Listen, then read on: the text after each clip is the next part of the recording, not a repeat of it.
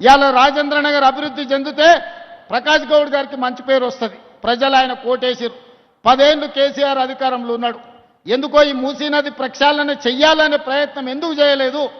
ఈరోజు ఉస్మాన్ సాగర్, హిమాయత్ సాగర్ను బాగు చేయాలి, మూసీ నది మీద మనం ఎలివేటెడ్ కారిడార్లు కట్టాలి అని ఎందుకు ఆలోచన చేయలే? అందుకే ఈరోజు బుద్వేల్ ప్రాంతాన్ని ఒక అద్భుతమైన హబ్గా మనం ఈరోజు అభివృద్ధి చేయాలనుకున్నాం. గేట్వే ఆఫ్ ఢిల్లీ, ఈరోజు గేట్వే ఆఫ్ ముంబై ఉన్నది.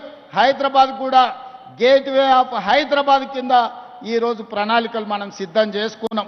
3 నెలల్లో ఈ నగరాన్ని ప్రపంచ స్థాయిలో పోటీపడే నగరంగా మనం తీర్చిదిద్దుకుంటాం.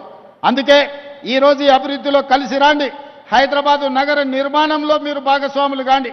ఈ రోజున్న ఔటర్ రింగ్ రోడ్డు ఆనాడు రాజశేఖర రెడ్డి గారు ఉన్నప్పుడు కట్టకపోయింటే ఈ నగరం ఇంత అభివృద్ధి చెందుతుండేనా? ఆనాడు ఐటీ కంపెనీలు తేకపోయింటే, ఫార్మా కంపెనీలు తేకపోయింటే ఇన్ని లక్షల మందికి ఉద్యోగ ఉపాధి అవకాశాలు వస్తుండేనా? ఇవాళ ప్రపంచ చిత్రపటంలో హైదరాబాదు నగరానికి గుర్తింపు వస్తుండేనా? ఇవన్నీ ఆనాటి ముఖ్యమంత్రులు ప్రణాళికలు చేసిండ్రు కాబట్టే ఈరోజు మన నగరానికి ఒక గొప్ప పేరు వచ్చింది.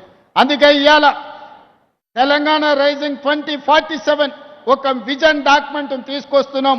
డిసెంబర్ 9, 2025 నాడు తెలంగాణ జాతికి అంకితం చేయబోతున్నాం. రాబోయే 100 సంవత్సరాలు హైదరాబాదు నగరమే కాదు తెలంగాణ రాష్ట్రాన్ని ఏ విధంగా అభివృద్ధి పదం వైపు మనం నడిపించాలో ఇవాళ కార్యక్రమాలు తీసుకుంటున్నాం.